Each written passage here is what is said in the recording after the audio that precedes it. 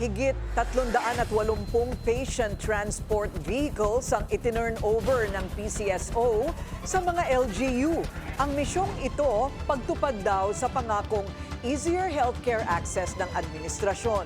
Narito ang agenda report ni Pierre Pastor.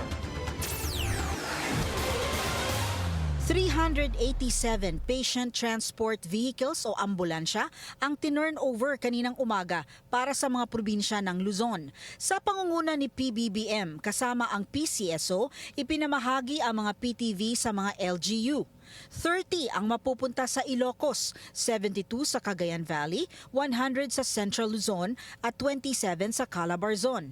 Mapupunta naman ang 59 sa Mimaropa.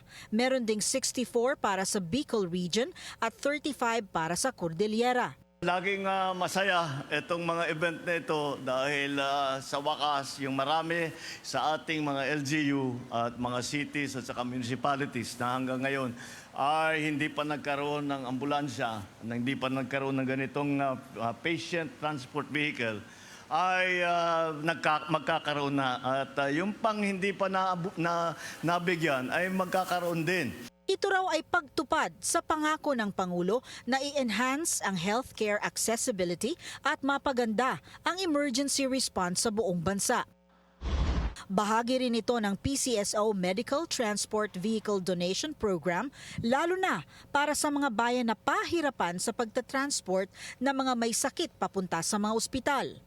Ang bawat ambulansya ay kumpleto sa essential medical tools tulad ng stretcher, oxygen tank, at blood pressure monitor. Kaya pinili namin itong modelong ito na very appropriate, na tamang-tama para sa Pilipinas. Hindi lamang dahil yun na nga, nakakapunta kahit saan, kung saan nangangailangan ng transport vehicle. Ngunit pati na yung modelo na ito, madaling i-maintain, laging may pyesa. Hindi lang Luzon ang makatatanggap ng mga PTV.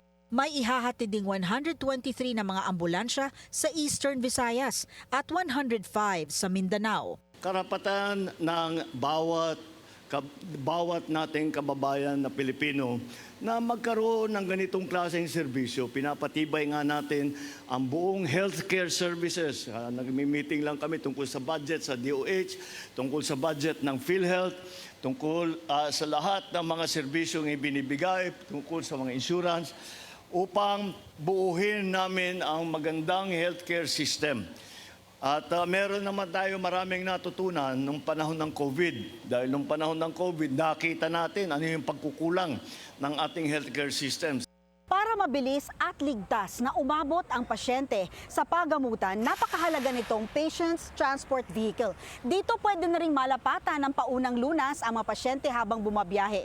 Mula 2022, meron ng 680 na PTVs ang naipamahagi ng pamahalaan sa buong bansa. Bilin lang ng Pangulo na gamitin ng maayos at ingatan ang mga PTV para matagal na mapakinabangan ng taong bayan. Para sa Agenda, Pierre Pastor, Billionaire News Channel.